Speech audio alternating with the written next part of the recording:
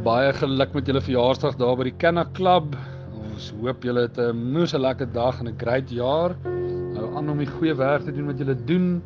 Ons waardeer julle verskriklik baie in die industrie en sien uit na al die opwindende goeders wat nou voor lê. Sterkte daarso, hoop julle het 'n lekker party hierdie naweek. Goed gaan, liefde en voorspoed hier van Goua af. Cheers. Hey Kobus, dis Herman hier so. Ek het nou net na daai besonderse baie mooi boodskap van jou geluister. En dit is net wat ek nou nodig gehad het vandag. Ek sien nie so goeie by nie.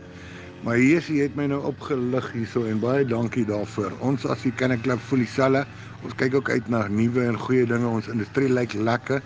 Hoe beter ons kan saamwerk, hoe beter. Ek dink die tyd was nog nooit nader en beter as nou nie.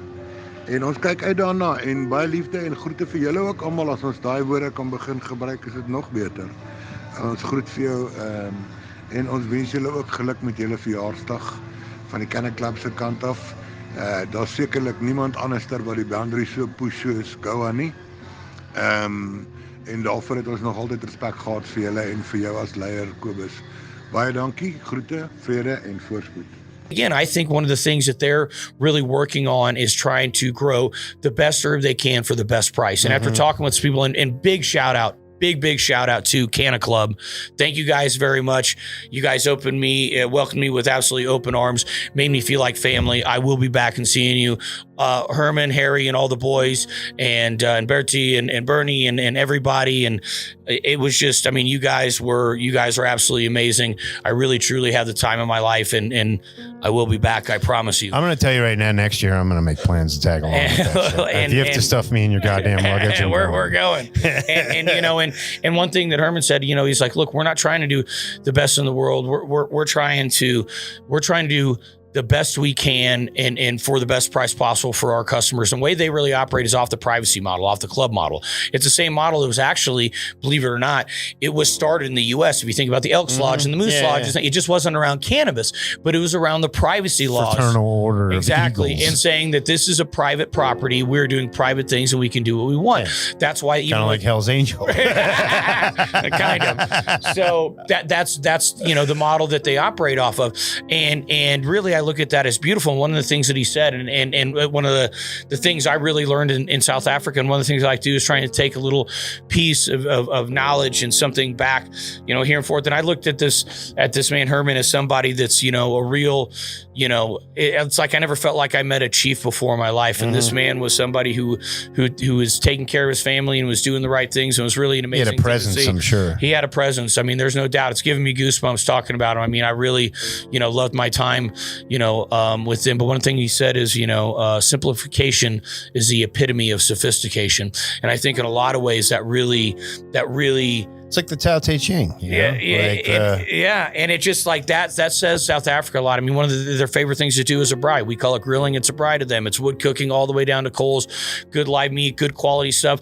Not all the frills. It's just getting down to the very, you know, simplistic but best pieces of life. And I truly loved that aspect of it. And that was something that I'll never forget. It's a piece of advice and something that's just like, you hear things sometimes and you go, fuck. And just tell us a little bit about yourselves. What your operation is, how you fit into the story. Okay, I'm going to ask Herman to start. Would you like You me want me to? to talk? Okay, cool. Thank you. I do appreciate that. Good morning to you on such a beautiful day, and to your viewers, whoever they're going to be, blessings always. You know, from our perspective, we do not really like to talk about ourselves. I'll give you a short rundown, and if you want more information, we may be able to elaborate.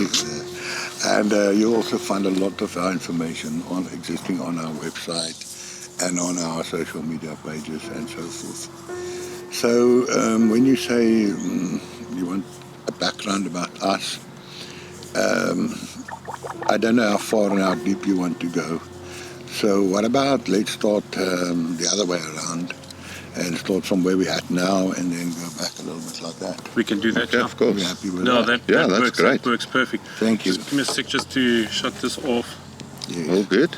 Airplane mode or something. I'll just silence the bloody thing.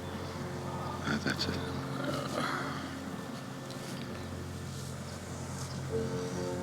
Okay. Right, awesome, yeah. So maybe I'll start where you are. So we'll start as the CannaClub, and in terms of the CannaClub, we're actually ecstatic to say that. Is it next month? When is it? The 6th of...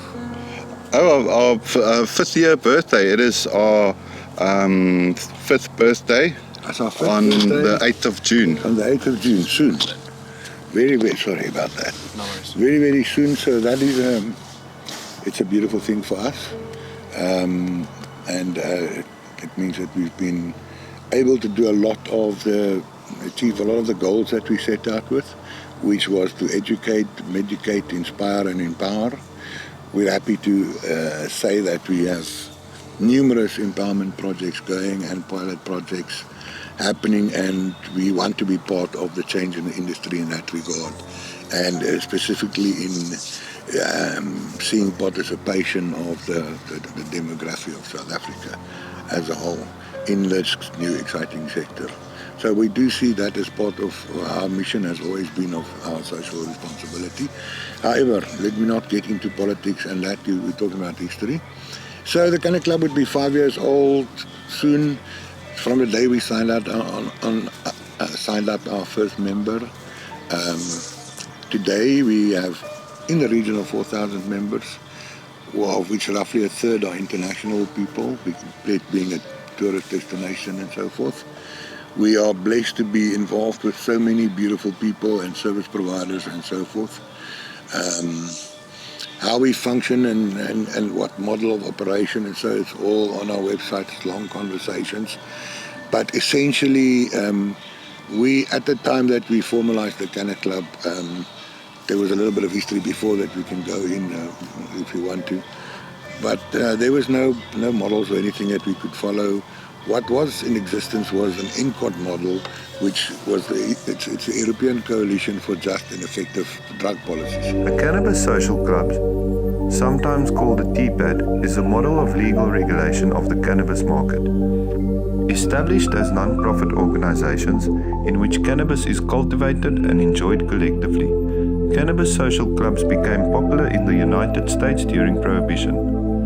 The Cannabis Social Club is a concept of the Pan-European Non-Government Organization, ENCOD, European Coalition for Just and Effective Drug Policies.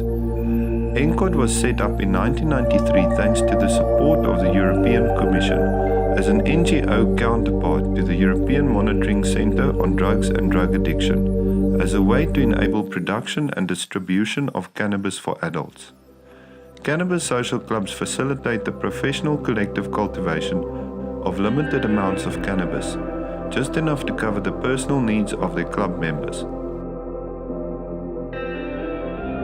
These places differ from cannabis coffee shops in that those openly sell cannabis, while social clubs are not selling cannabis and are only accessible to members. Today, cannabis social clubs can be found in New Zealand, Spain, where more than 200 ENCOD social cannabis clubs exist in the area of Barcelona alone, Belgium, France, the Netherlands, Slovenia, Austria, Germany, Switzerland, and the United States, and it is gaining momentum all over South Africa and Africa.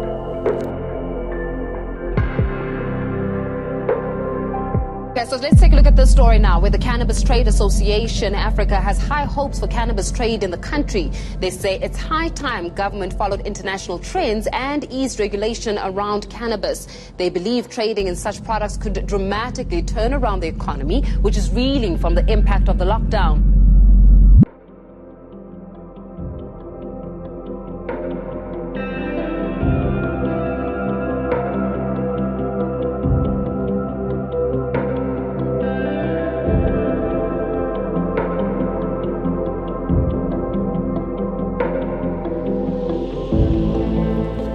Cannabis social clubs have many advantages, but the biggest is that they provide safety, since they do away with the need to obtain medicinal or recreational cannabis on the black market. As a result of the entire process from seed to harvest being under the eyes of the club members or grow partners, there are no low quality, stretched, molded or laced products and no high prices. In addition, The beneficial social aspects and the community transformation possibilities of a club cannot be understated. The club's members, documentation, and its website educate and advise other members and the general public on safe cannabis use.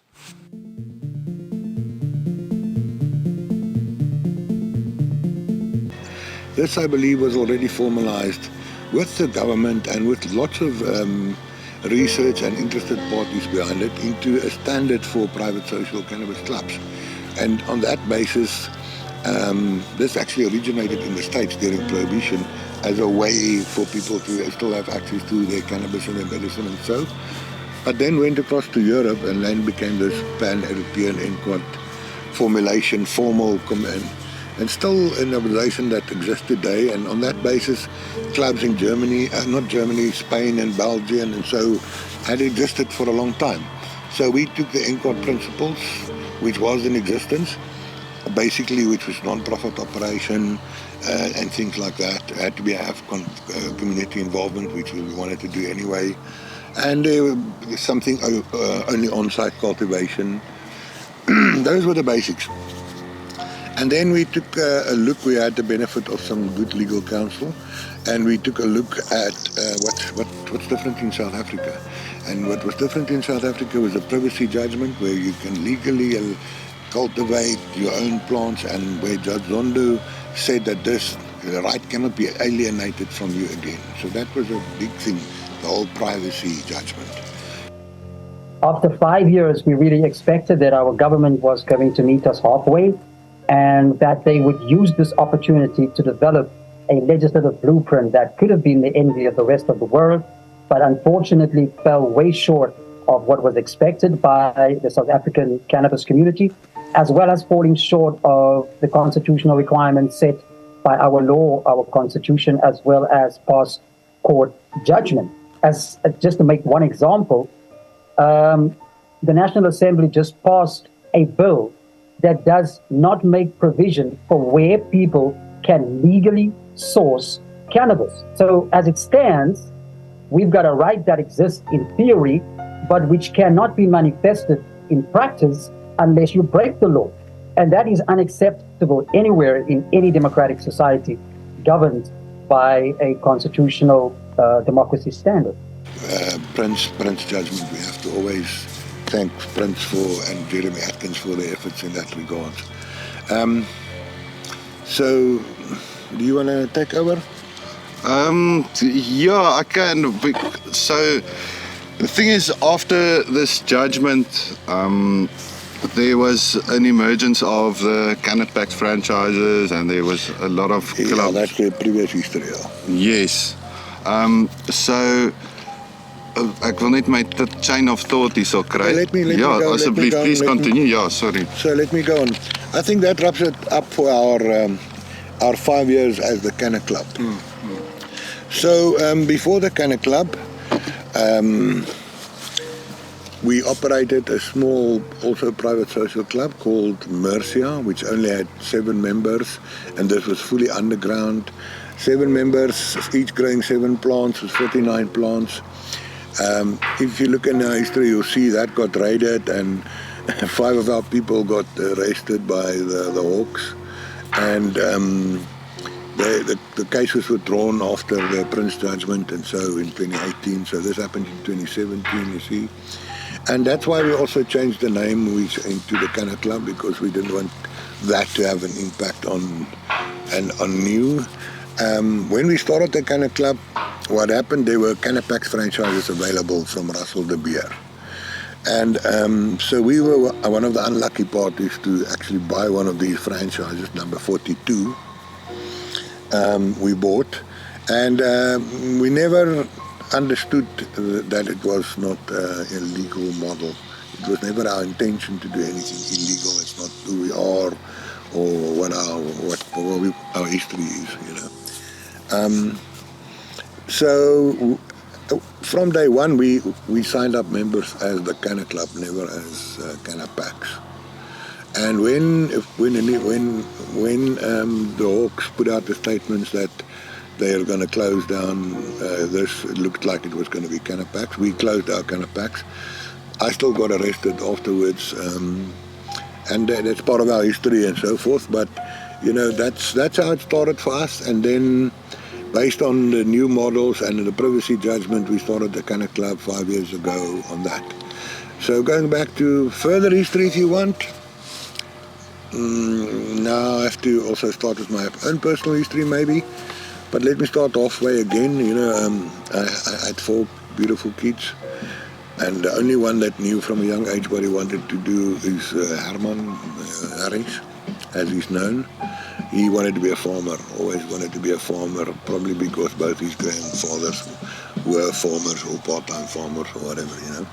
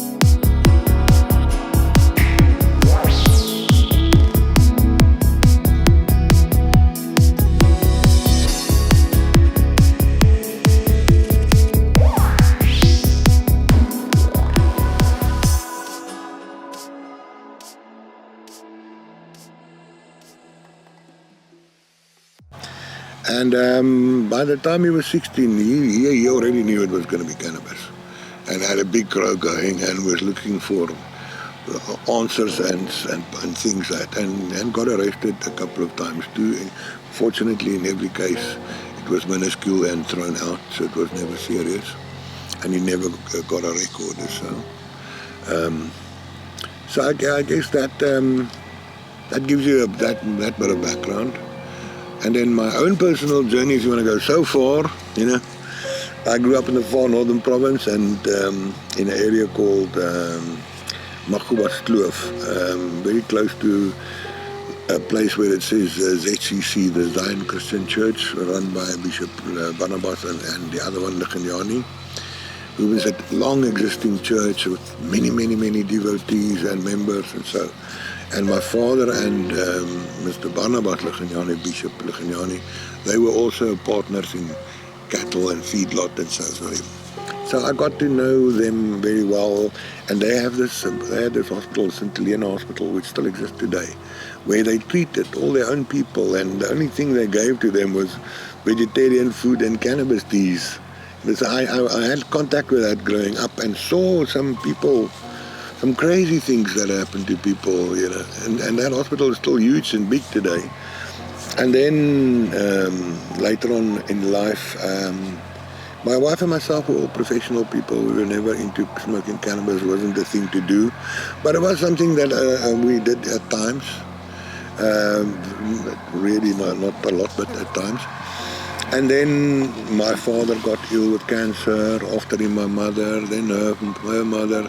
During all of that time we did research, and cannabis seemed to seem to would have helped them a lot. Let's put it like that, if not a hell of a lot. You see, especially chemotherapy and shit. So after going through all of that, we had a complete new idea about cannabis and started incorporating that into our lives, and since became activists. And my son and myself were founder members of the CannaClub. And then we managed to find someone like Bertie to become another member of the executive committee, which we're very happy with. And we still have the same executive committee, and we still have the same reimbursement fees as the day one. There's never been an increase or anything. So we are blessed to have the support we have from the people around us. And from what we've been seeing and experiencing, it's just pretty awesome. Yeah, so... Does that give it to you? Yeah, that's great. So I don't know if I just want to go briefly into the club model and how the club works. So I think if you can lead into now like a little bit about the club model. We don't have to go into too much detail. And then what makes Garden Route special for cannabis, like this? And then a bit of the culture of the club. Okay. The vibe, the people, and how, who you're working with. That kind of just to kind of give the people something. Okay, so this is our greenhouse where we're doing many cycles in the year. We're using a supplementary light to can stretch them, and we make them flower in the time we want, basically. So we make them stretch, and after we scrog them, we're taking care of them nicely, and after we make them flower. So this is how we're using this greenhouse. And the soil mix? And the soil mix, yeah. So we'll be making this soil, collecting different soil from different places and mixing it with different manure, and full organic. We don't adding much, we just testing the pH for the water and giving a little bit of nitrogen sometime, but every time we put some new plants, we replenish with new compost. So yes, it's completely organic. We have full watering system. So what time of the year do you grow here in South Africa? So from the time of the year we can grow here, we can do a few winter crops. So we can do winter crops from like July, and we're harvesting in September, October. And we have a summer crops. So we put some plant in December, and we can harvest them in March. And we can do another crops after March. We can put some plant just after March, like April, and harvest them a few months later too. So we can do 3 crops a year here. And this one will be flowering next month. This one will be flowering next month, because now it's little bit not enough light to do a proper nice flowering. Yeah, we've got only 10 hours of light in South Africa in this time of the year. So we're playing with the outside light and give the light they need to do what we want they do, basically. Playing with try to trick them, and every genetic working differently, so we have to adapt to all of the genetic we've got. This was our mother plant, and then we'll be cloning actually, so we have all of the baby ready for the next crop, and this one we can make them flower, so yes, this is where we are at the moment in this place, and everything happening well. We don't have much disease. We'll be having a little bit problem with powdery mildew last year, but we have eradicated it, and everything. And in winter there is not so much disease. It's quite cold, so the disease they are not so much resistant. But everything is under control. Let's call it like that. And let's see what's coming. The CannaClub model works on a shared collective basis. So the members collectively own the plants, and the club appoints service providers to do certain services to get the crop. Yes, ek sukkel nou om mooi te praat. Okay, let me attempt that. Sorry, baby. What was the question? Just the culture of the club. I just want to explain the function of the club. Service provider. I'll give you a brief summary. So I was saying earlier about the international import model we were following. Coming back to South Africa, we spoke about privacy clubs, the privacy judgment, and which is a beautiful thing.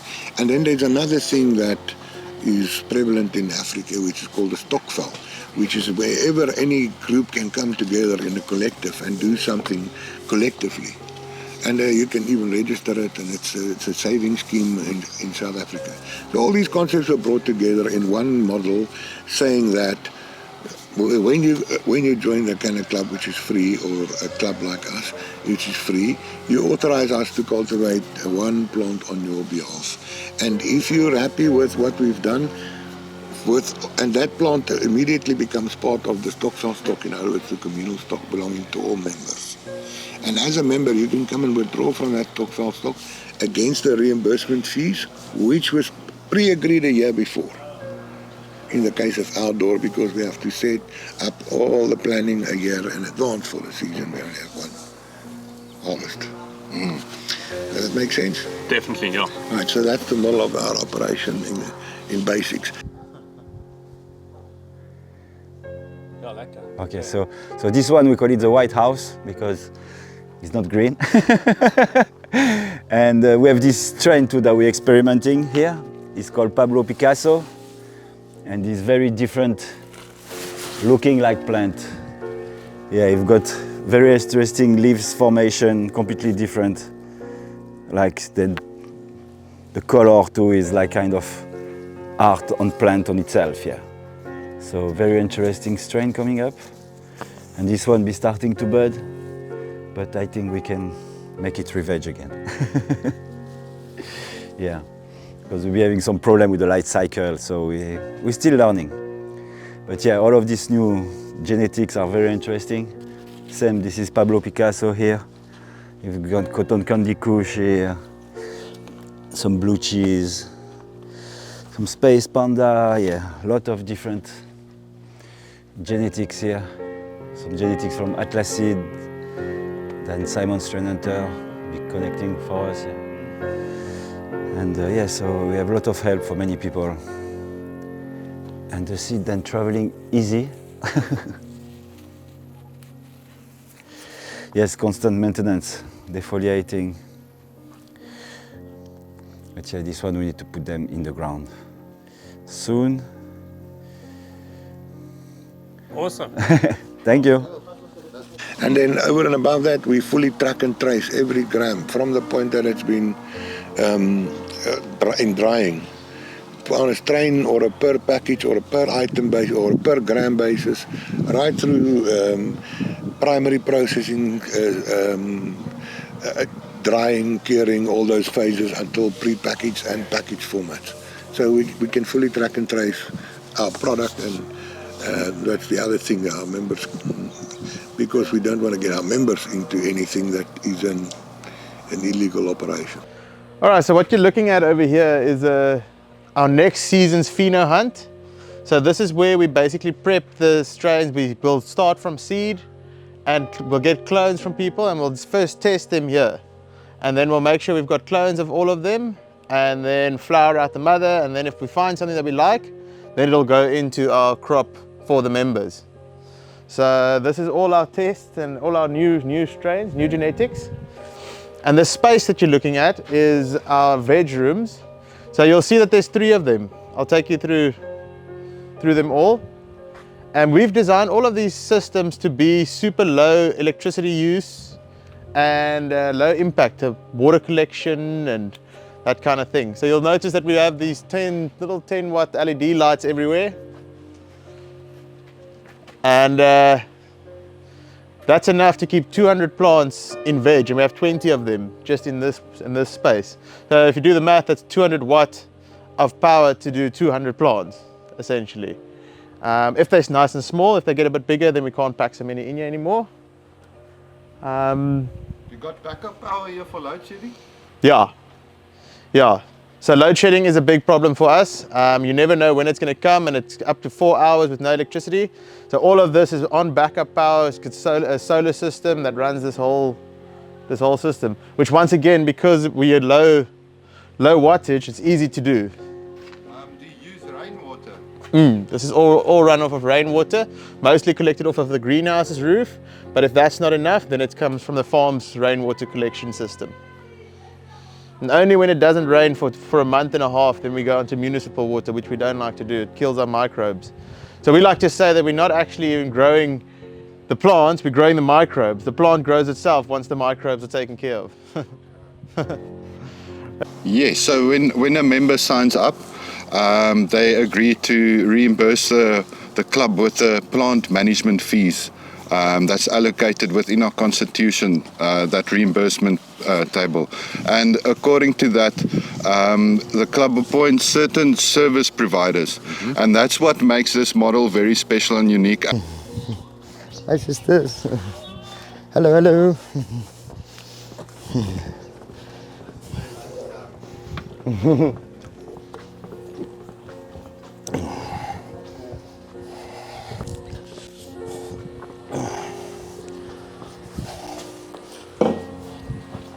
Okay, welcome.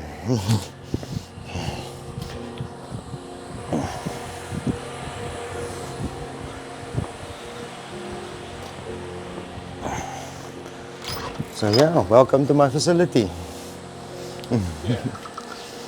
Come, Lulu. Sorry. Yeah. Fortunately, a little bit tight. Okay, so here's our ladies. 100 photoperiod plants.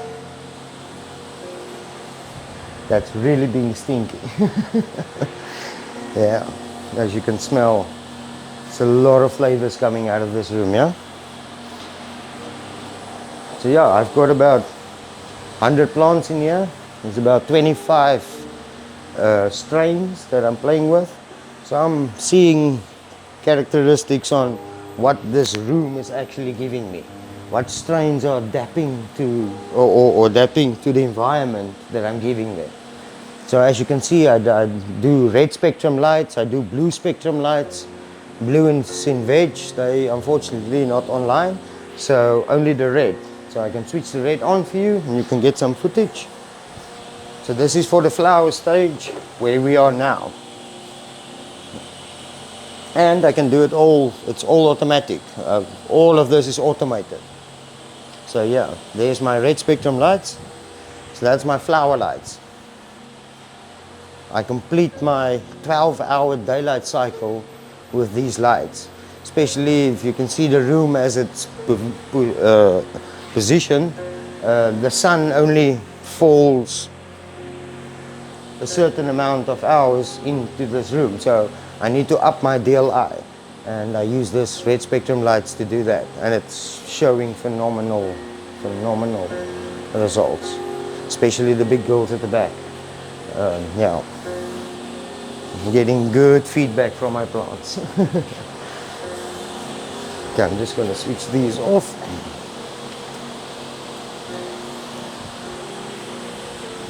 Yeah, we've got some midnight sunset.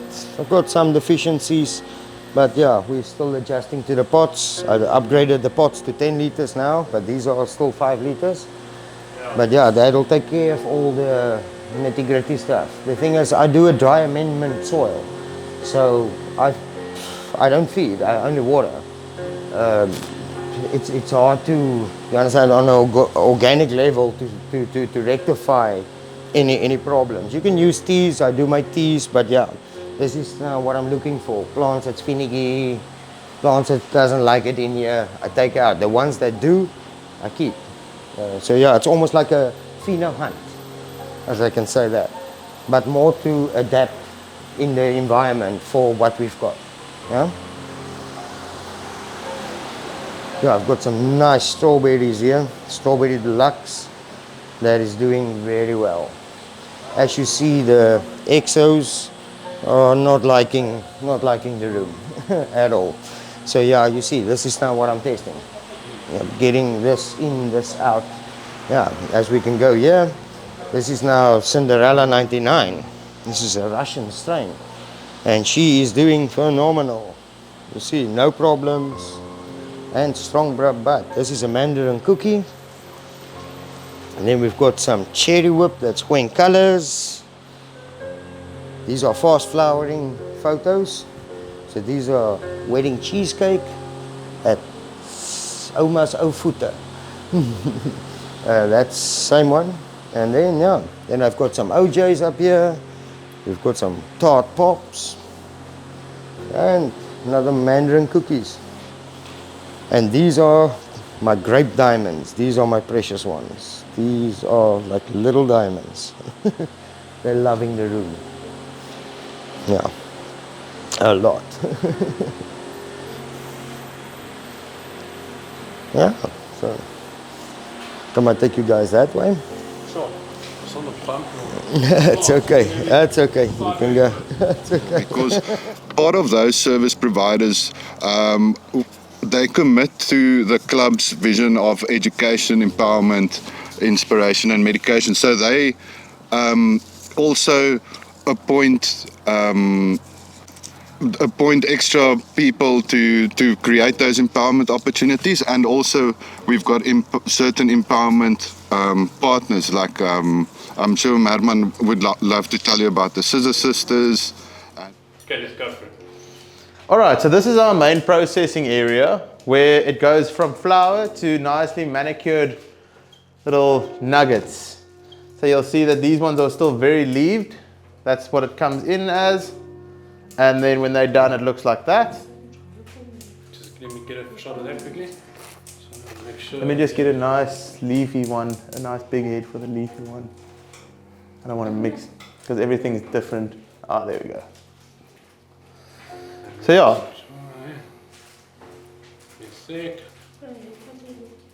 Okay.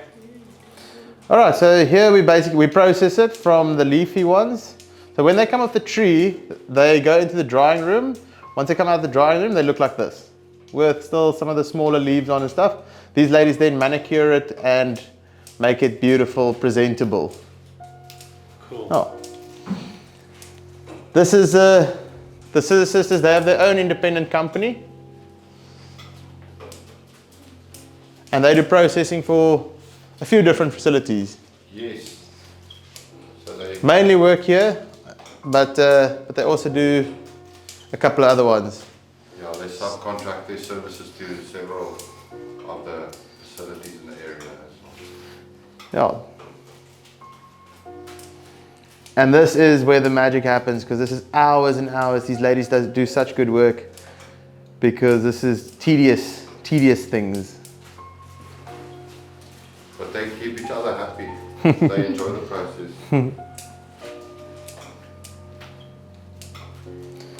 So trimming the flour is one of the things that they do here. They also make pre-rolled joints. They'll package all the different tubs into You check over there, then you'll get a nice example the of packaging. the packaging process.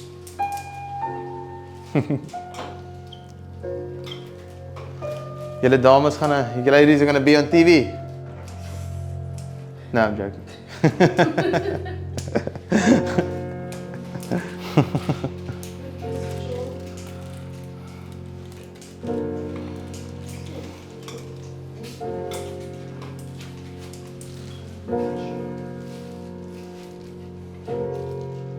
And maybe from a shot based from waar die finished product is.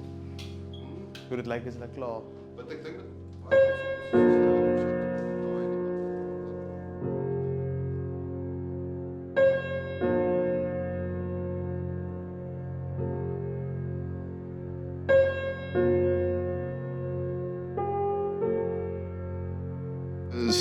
and First Nation Organics, and just some of the empowerment initiatives that the CannaClub is doing, because that is where the core of our culture is at, because our main objective is to make this plant accessible to everyone, especially those from deprived communities that want to enter this emerging market, but they don't have the means or the capabilities to share the knowledge, to create a working example of how that works.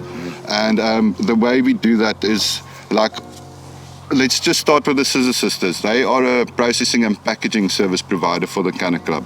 So all the trimming and the processing and the packaging, the labeling, that all gets done by, it's a single black mom-owned empowerment company, and it's a co-op between 4 ladies.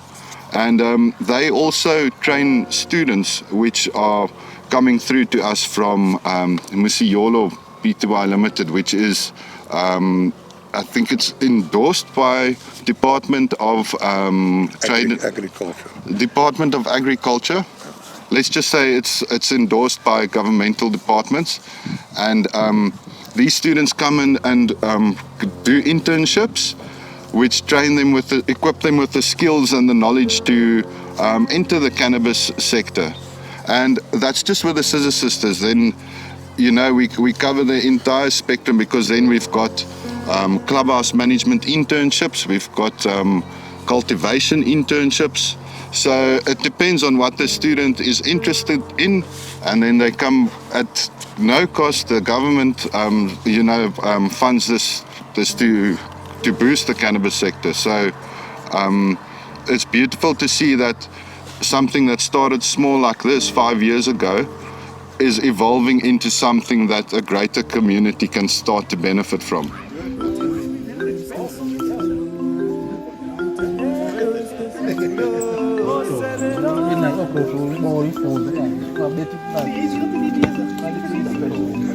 We want to assist them in terms of tools. Okay. Also, we want to assist them with if they need to go to other sites, to do the trimming and whatever. But also from their side, they are also training the other ladies, upcoming, also to have skills of trimming and so forth. You have to understand that this has changed the course of how we think. And I think Paki will echo that and so forth. So it's been that kind of an experience. So there's a lot of things that we say that when we go back to the office on Monday, we will change a few things. And that's been the value of this engagement. The other people that's contributed to the conversations, we will need you all back here, because I think we've struck a little bit of gold here, and we need the same kind of players to direct us also, because I am an absolute novice when it comes to this field. Talk your leadership in this field, it's, you know, there's no money that can buy that kind of leadership. So we just want to thank you all and have a fantastic weekend. I'm not sure, Doc, if you want to finish this off. Thank you. Thank you. Amazing. Thank you so much, man. We've already thanked you so much for coming, and we want to just finally extend our hand in friendship and in help. You're always welcome to come here. Please come and engage us. Please let us know if we can help in any way we want to. You can see where our hearts lie, what we want to do. And we need you to help us in that regard. And the basis of that is that it's non-profit. You know, everything in the club gets shared collectively between the members, which is the nature of a stokvel, and that's what makes it unique to South Africa as well. You know, because a stokvel is a unique South African thing. The name is, but I don't think the concept much is. I think families have been saving together like that forever. You know. Okay, I see. Anyway, I can't improve on what you said. No, okay, thank you very much. And then if we may just go on to the specific location here in South Africa. Oh, I want to speak about that. Yeah, I believe the terroir, the place where you grow it, basically, the climate is very important. Yeah, so here we are nearby the sea. There is big opening here for the outdoor, so we got a lot of wind stress. And the South African sun, I don't know why, seems to be very strong for some strain. So we really have to check which strain are available for outdoor, the one are available for greenhouse. So yeah, it's with all of the new strain coming now, we can really play around. We see what is the most resistant to this disease and this climate. So yeah, we're learning a lot. It's a big learning stage, and some strain pop out. Yeah, some strains, they are good in both sides and they are super resistant to disease and the climate. So yes, it's lots of learning, and yeah, lots more coming. It's an ongoing process. It's an ongoing process, yeah. Yes, exactly. If you could tell us some of that, Omar. You're on fire. Okay, cool. I'll continue. I'll go after you. Okay, I'll continue. The thing about South Africa is we're in the UV belt where we've got the perfect sunshine, we've got the perfect climate, we've got the heritage legacy growers that have been working with these plants for many years, and you know, we've got all the tools to make this a flourishing industry and to make it also an international tourism attraction, because this is a beautiful area. You know, the climate is ideal for people and also for growing. Also, you'll see when you come to specifically to the garden route side of the world, it's almost like sacred ground. It's like you meet with the energy meridian lines, and it's just the experiences you have is very profound, and it leads up to a lot of growth. So I've witnessed a lot of expansion and growth on a collective level since I've joined the CannaClub in 2020 in December. I started off here just doing websites on a freelancer's basis, and that's how everyone starts here at the CannaClub. You start off as a member, and the club is open to provide opportunities, but you've got to make it work yourself. You start off as an intern, you get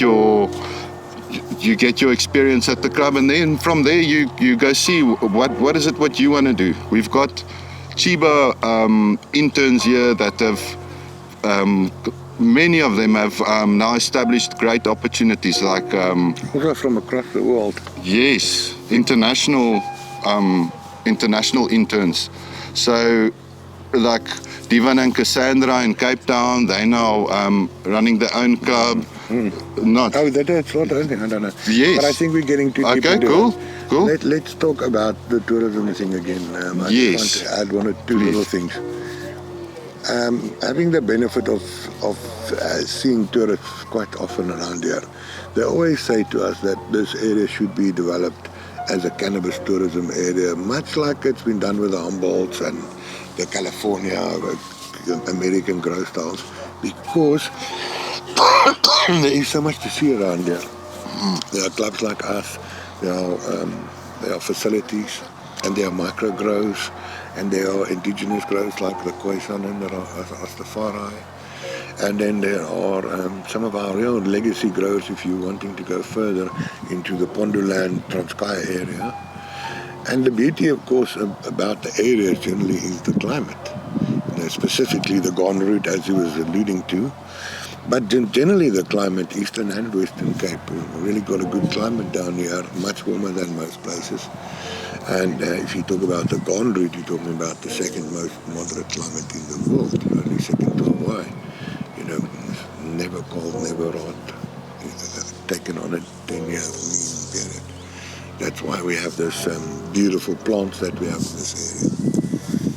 It's the smallest floral kingdom in the world of, I think, 5 or 6, but it has the most plant diversity because of that. So ideally, this is the kind of shape that we're looking for always. So nice and short and bushy and wide with a bunch of top colas, top branches. And yeah, we don't want that Christmas tree straight up. And you'll see here in the middle, we've topped it, and that's bushing it, that's forcing it to bush out.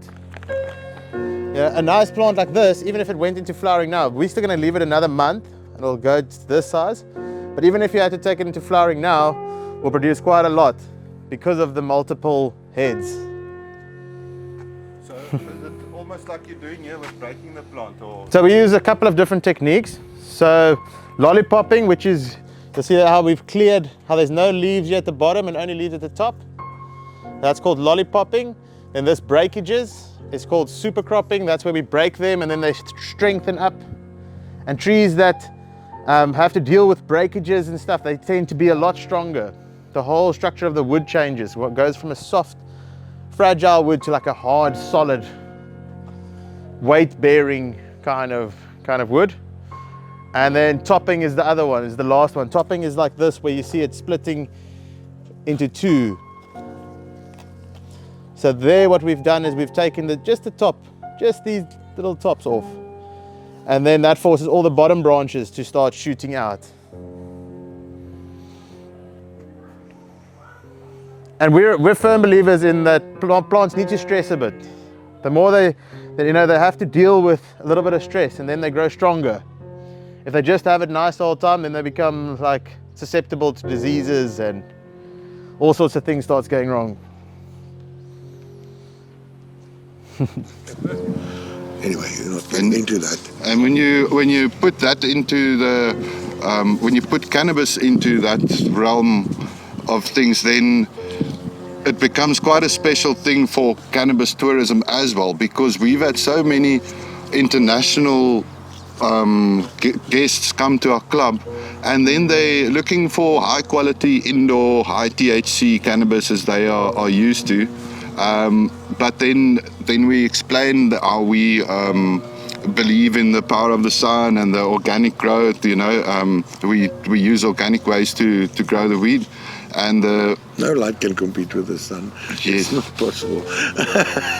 So and then when they get the outdoor, they are pleasantly surprised by the experience, because it's just a different, everything is structure, grounding experience, because we can't deny that cannabis is also a spiritual plant, and in that level it just makes us a little bit more conscious. So there's something special about organic outdoor as well, and that's a big part of the grow culture in this pocket, in this garden route, because we've got the ideal environment to grow outdoors, and we've always had growers growing in their closet. Now everyone is starting to grow outdoors and unlock the full potential of this plant. All right, so this is where all of our little babies start their lives out. So we'll take little cuttings from the mother trees. They go into this. This is an aeroponic type of style, so which means that the roots literally hang in the air, and we spray them with these micro sprinklers down here. I'll put it on just quickly, just so you can see how they spray. Oh, what's nice about this system is they get enough water the whole time, but they also get aerated, which helps for mold and rot and anything like that. So when it comes to these cuttings, they're very susceptible to infestations. So the aeroponic system helps to keep it clean, plus everything is reusable. So we use these little plugs, which is just your pool noodle, cut into it. Once the cutting comes out of it, we'll go plant this cutting. Once these little roots are down here, we'll go plant the cutting, and then this is reusable. So everything is, we don't need to buy extra pieces every time we want to do a batch of clones. One section like this can do 90 clones. And we run this one, then that one, then this one, that one, and that's more than enough to do all of our different facilities. Cloning system like this can make a baby clone in 14 days, and then it's ready for transplant.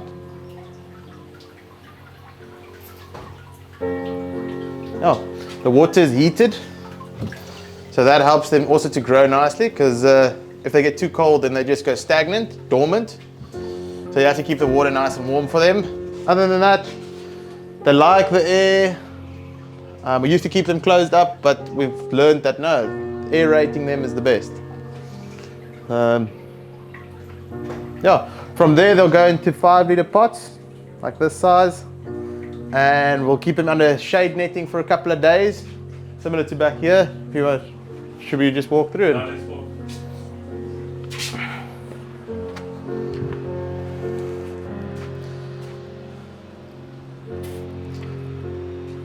Yeah. So once they come out of there, I'll go into one of these pots. Now they're still not used to sunlight at this stage. So the first couple of days they tend to struggle a little bit, which is why we just cover them extra with this guy and just keep them moisturized and give them a couple of days to get used to the full intensity of the sun. And then we can start moving them out to our different veg spaces. So this is one of our main greenhouses, which Bernie was giving you guys a walkthrough just now. The beauty of this place is similar to that one, very low input, low power usage, but this one also catches most of our rainwater. So you'll see that it's slanted towards the one side, and then it all runs down to our tank there. From there we then send it to different grows. What we found is the rainwater just works so much better. There's no chlorine in it, keeps the microbes going. So where do you see the future of cannabis going? What would you like? Where do you see it going, and what would you actually like to see happen with cannabis? If I can, yes, please. I'd like to see a lot more deregulation happening, of course, because then it'll allow for communities to partake. I see cannabis clubs like ours everywhere. Why can't there be 6 or 7 or 8 or 9 in Plettenberg Bay? The cake is big. If the people's ideas for why they want private social clubs are correct, then there's space for everyone. If that's not your idea, then you should register a commercial enterprise, because that's what you want to actually do. You know, if you are for the plant and it's about the plant and the movement and all the ancillary industries that can exist around the plant. We've mentioned tourism now a couple of times, but there are so many others. Okay, we can go for it. So this is our extraction room where we're doing resin extraction. We have a 20-ton press. We've got a little washing machine to do some bubble ash. And we're using bags, and we've got different steering technique. We've got this, or we have this other steering technique that we engineer with the drill press. So it's quite, for bigger quantity we can put our material here. We can mix it with this metal bar and this little device here, just to activating the vortex. And after we can purge it from here, basically, into buckets and bags that we've got. So yes, we're making all of this type of extract. We've got a little freeze dryer here. It's working like a freeze dryer. This is what we're having drying at the moment. So this is the type of extraction that we're doing. And yes, we're still learning to at this level. And it's all solventless? It's all solventless extraction. We have alcohol only to clean our tools basically here. To clean the resin press if we have some messed up but it's working well. It's happening. This is a very nice device too. We can stir our product inside and purge it, wash it. There is a lot of information already on YouTube about it. That's where we learn from. And yes, lots more to learn by personal experience, because more we do, more we learn. Okay, and we're doing some dry sieve extraction too. We've got some screens, metal screen where we're doing some dry sieve extractions, and the sister too in the room, when they're trimming, they make some dry sieve product too. So can play with all of the range of extract, solventless, with the nice sun of South Africa. There's so many others, so that's what I think it's about. Where I would like to see it go is, firstly, is to have the right legal framework. We've got now the privacy judgment here in South Africa, which is on the verge of coming through. We don't know if that's going to happen or not. And then moving forward, it would be fantastic to see like a framework open up for establishments and for clubs like these, for private cannabis clubs that use a shared collective model, because that way we can have clubs all over the country with a longer term vision to get the product of the communities, the people that have always been interacting with the plant, the Rastafarian communities, the Pondoland communities, the Khoisan communities, to get their product in these clubs, as opposed to it being, just you have to have a lot of money to set up a club, and it's inaccessible to majority of the population. Creating a platform where people have easier access to the industry. That would be the ideal thing to see in the future. And if I can come in here quickly, don't lose your thought train. We also just have to acknowledge that we're not against the commercial operations. We understand the industry needs those as well. We want to see our big industries export the best cannabis for medicinal and other purposes across the world.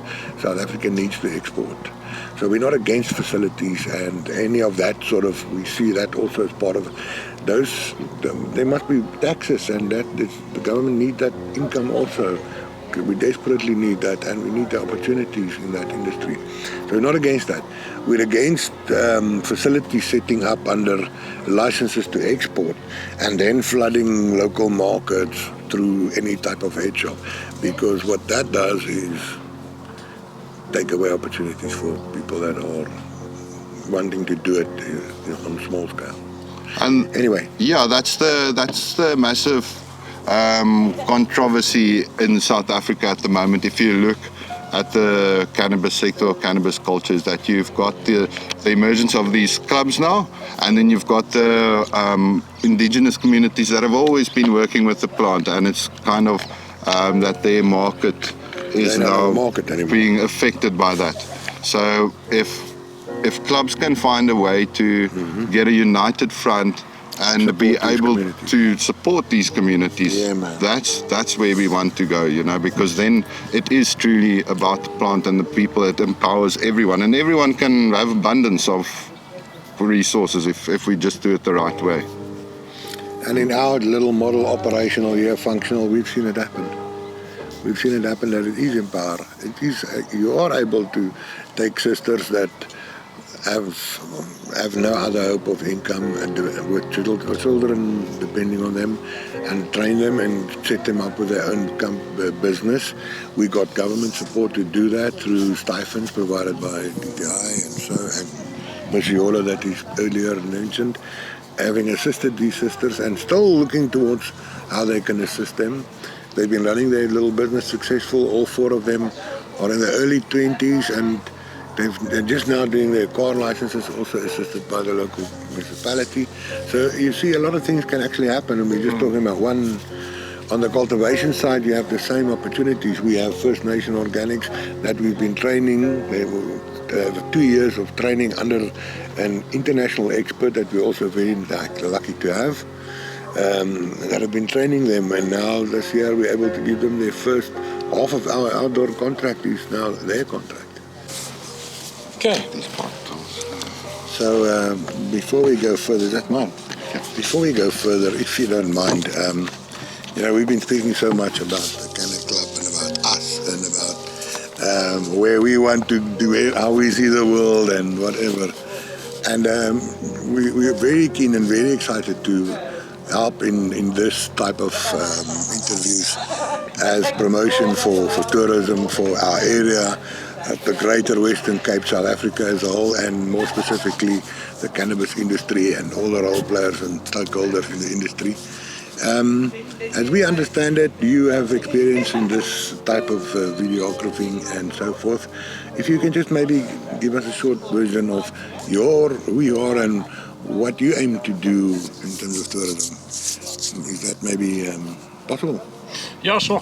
Thanks. Just a short version. So I'm a videographer, and I deal with video production such as like corporate events. I deal with corporate videos, and then I do promotional videos, and I generate content for social media. We do little documentaries. So sometimes we go around. Actually, at the moment, I'm teaming up with another videographer in the garden route, and we're actually looking at going through community by community in the different towns in the garden route, and getting involved with the community and trying to make light of projects that are actually happening that are geared to assist and empower and to bring people out of the ruts and the holes that they're in, and to uplift. So we're looking at doing a whole docu-series on that. In terms of the tourism, what we're trying to do is bring people from overseas. So specifically right now we're targeting Germany. Good. So we're looking at bringing the Germans through to basically learn about the culture of South Africa, but from a cannabis standpoint. Not just your usual stuff, like in terms of growing and whatnot, because anybody can go onto the internet, go to WikiHow and learn how to grow. We want to focus on the culture, the history, where it started, because I think it's important to actually make light of where it started, and not to lose sight of history, because you know, The it's people so, and it's the so land easy and races. quick for us to just lose touch of everything. That we become blinded, and the whole model or the whole industry can become so warped very quickly and can be geared into a very nasty commercial sector. Monopolized. And like in the States. It's already happened overseas. Yeah. So I think going in this direction and also making light of that, also might, you know, spark some thought process in the tourists to actually take it back. Yes. Because I don't know if you know, now in Germany since the 1st of April it's been legalized. We have communication with people in Germany wanting to start up the same things. Would definitely want to get involved in maybe your tourists from there with you and so forth. So, you know, they're speaking along those lines. Then the whole club model, you know, and that whole idea behind it, the whole philosophy behind that, I think, you know, they can take that home and install that into their communities and into their history, so that they don't lose track of where they came from or where the plant came from, and, you know, from where it started to where it is today. And I think kind of keeping that history alive keeps the movement alive and keeps the idea and the philosophy alive, which is basically free the plant. Exactly. Because, you know, that's essentially what we're trying to do. You know, whether it's on a commercial basis or whether it's in a club, there's room for both. You know, I just think it needs to be balanced so that, you know, they allow each other to coexist. Because everybody can benefit from this plant. Definitely. And and especially in South Africa, in terms of our climate and stuff, it grows readily. Of course. Everybody can have it. Everybody can have access to it. So why should only a small group be allowed access and to basically... The entry barriers needs to be broken down. And unfortunately, some are still economic apartheid, but others are the legal framework and things like that it's very difficult to currently. Those barriers need to be removed. At the same time, the small-scale private artisanal club space cannot be commercialized, because then there will always be those fights about what's commercial and what's private, cannabis, non-profit type organizations. The people in our country are also yearning for opportunity. The unemployment rate is very high, so if you look in that light, cannabis is a big solution. In many cases, people are actually becoming so despaired because you look at the Pondoland people, they haven't had an income for 3 to 5 years. If you look at the Rastafarian communities, the Judah Square communities, it's been bad for them. So something needs to happen. They can't wait forever. Yes, and they don't want to deal on street corners and things like that. It is an informal trade. Why can't we just formalize it? Like Gareth Prince always says, you know, it's been in existence for eons. We don't have to do much, just deregulate. Essentially, Essentially. I mean, it's not that But so you have our blessings, and whatever assistance we can provide you in this, we do believe that tourism is the way to go. It's the next step for the industry, especially being South Africa. Yeah. And I think it would go a long way as well into actually breaking those barriers. Bringing more attention to it, bringing more eyes onto it is definitely the step forward. And thanks to you guys for putting it into the spotlight, you know, because we need that initiative and that energy put in to create that awareness and put it in public domain, you know, because there's a lot of clubs doing fantastic things and no one will ever know about it, you know, so it's good to have that platform to speak. I agree with you. Yes, that's fully part of the destigmatization and the normalization of cannabis, you know, so that we can finally acknowledge it for its medicinal benefits and, you know, acknowledge that this is a plant that it's not a harmful drug as it's always been made out to be by propaganda, but it's something that can help us, you know. So vested interest, yes. Is that it? That's perfect. Thank you so much. I think that's it. I think we got thanks, that. Adrian. Awesome. Thank you so much for your time, Thanks, guys. dude. But that's Thank you. cool. Always nice to have you. Ja, thanks Herman. Self te danke Herman. Thank you. I just want to get out of the sun. Cool. I'm starting to feel it today. Because look how the table has changed, you know. So, you know, the doctors, they give serious warning about this plant, you know. So, and now the doctors, they invite us, wow. Hey, we can avoid the receptors, you know. So, Rastafari, you know what I'm saying? Yeah. So, and now it's also to prophecy, you know. So, fulfilling because it's a revelation time, you know what I'm saying? It's just like more education. That the tree of this, the leaves of this tree is for the healing of all nations. Let's find ways to work together. Let's find ways to contribute to building the cannabis industry as fast as we possibly can so that we come at government instead of government coming at us, you know. Almost no research done into the livelihoods and the lives of our poor heritage farmers. And so just a short while ago, Timon contacted us and we've used our network, you know, to get them into the villages, and the picture that is coming out of it is a really, really powerful thing, and it's making the whole of South Africa stop. And the reason is that for 20 years no one has looked into these villages, and the type of information and numbers and the picture that's emerging is quite horrific. We're here to help all the nations, yes. Great and small. Whether you think you're the greatest nation or the least nation, Aina is the new nation who come to reveal the Godhead on the earth now in this time. It is this time, there's no other time. This is the time, like I said, it's I and I who is evolving. We are moving forward.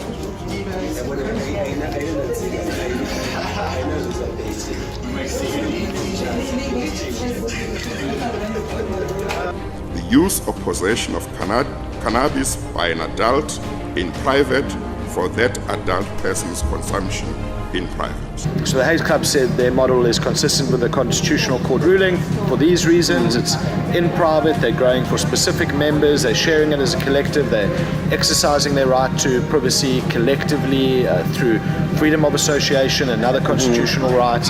The same kinds of people who were pushing back in the past are now showing interest, because I think people instinctively do not want to do something illegal, even if they know it's right, you know. So now that we're able to have a legal environment, I've seen a massive shift in mentality, and it's fast, but it's not fast enough. The opportunities again that arise from there are amongst the members themselves. You know, it's unbelievable to see how many relationships have started there, how many businesses have started from there. So it's like a little launching pad, you know?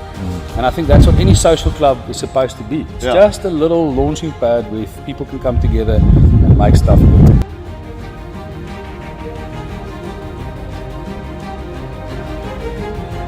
We'll show them how the South Africans, as this rainbow nation that everybody talks about, because within the cannabis community, there you really see the rainbow nation within South Africa and what we need to do and how we need to do it. It's an economy that's been going on for hundreds of years. We simply need to formalize it.